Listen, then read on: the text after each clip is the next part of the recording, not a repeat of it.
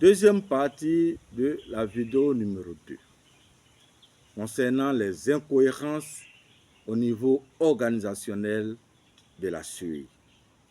Honorables frères et sœurs, l'ossature d'un système électoral est composé de 3 compartiments qui sont les suivants: la structuration, l'organisation et le fonctionnement.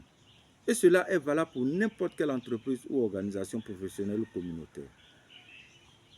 Par contre, une opération électorale a un volet politique, administratif et technique, tripartite aussi.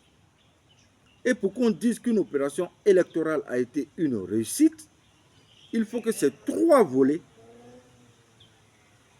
aient fonctionné dans le meilleur des cas possibles et de façon concomitante.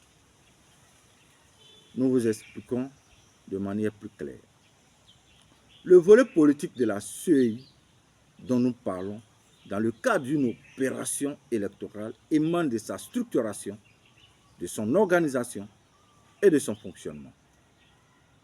Le volet administratif et technique découle de l'organisation administrative des directions, sous-directions et services techniques en corrélation avec la qualité professionnelle et technique de ceux qui les animent. En résumé, la réussite d'une opération électorale est tributaire du bon fonctionnement de façon irréprochable du système électoral et de l'organigramme de cette institution. En conséquence de cause, au vu, il ne serait-ce que les dysfonctionnements au niveau de la structuration et de l'organisation de la CEI, nous sommes en mesure d'affirmer que cette institution ne peut pas et ne pourra jamais organiser d'opérations électorales de façon satisfaisante. À la CEI, le volet politique est géré par la commission centrale, majoritairement aux mains du parti politique dominant dans ces instances et ayant un potentiel candidat à la présidentielle et des candidats aux autres scrutins. Le volet administratif et technique est géré par le secrétariat général. De ce fait, le secrétaire général pour une CEI sérieuse devrait avoir au moins un minimum de connaissances ou de compétences en logistique et en supply chain, pour ne citer que ces 2 domaines. Étant donné que cette institution, contrairement aux autres institutions de la République, est hautement technique et exige donc des techniciens et non des politiciens ou des personnes qui ont d'autres qualifications pour la gérer. Mesdames et messieurs, le manager de la supply chain, dans le contexte de la CEI, qui est le secrétaire général, est un technicien qui coordonne tous les services de la chaîne d'approvisionnement jusqu'au déploiement du matériel électoral et autres sur le terrain, en passant par les activités préparatoires dans les différents entrepôts. Il veille à l'amélioration du système électoral dans le but de la satisfaction du peuple de Côte d'Ivoire en se donnant des objectifs progressifs à atteindre, soit un pourcentage fixé justifiant une progression annuelle du nombre d'inscrits sur la liste électorale, ou un taux fixé aussi de façon progressive de la participation aux élections du collège électoral, ou un taux fixé déterminant une diminution progressive de la fraude jusqu'à son éradication, etc., etc.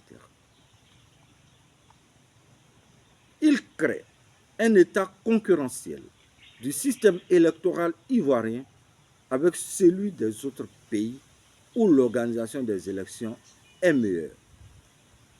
Voilà succinctement les qualifications d'un manager en supply chain qui correspond au rôle du secrétaire général dans une administration publique et particulièrement à la CEI.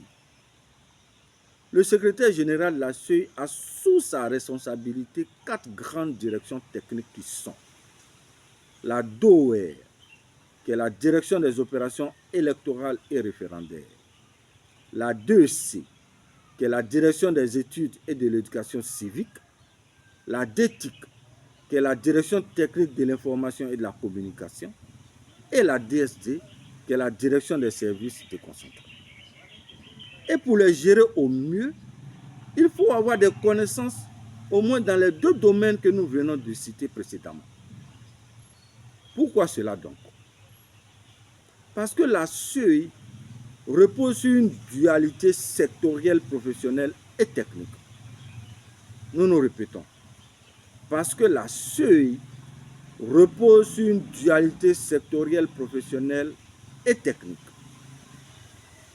D'une part, les activités préparatoires qui se déroulent dans les entrepôts de la DOR et d'autre part, le financement de toutes ces activités et opérations électorales soutenues par les TDR exécutées par la DAF, qui n'est pas sous le contrôle du secrétariat général, mais rattachée directement à la présidence de la CEI. Les connaissances en logistique devaient lui permettre, au secrétaire général, de maîtriser les TDR émanant de la DOR, qui est une direction à 100% logistique, et de faire, dans la mesure du possible, des propositions pour l'amélioration du travail. En plus de cela, le secrétaire général doit pouvoir défendre le dossier auprès de la commission centrale. Alors, si vous n'avez aucune connaissance dans ce domaine, il vous sera difficile d'abord de voir le bien fondé des TDR qu'on vous propose de financer et aussi de convaincre les commissaires centraux sur l'opportunité de financement. Voilà pourquoi il faudrait avoir un minimum de connaissances en logistique. C'est aussi simple que ça. Des connaissances en supply chain. Pourquoi? Pour avoir un droit d'administration sur les autres directions et services, afin de mieux les coordonner. Ainsi prend fin la deuxième partie de la vidéo numéro 2 concernant les incohérences au niveau organisationnel de la CEI. Merci et rendez-vous est pris pour la troisième partie.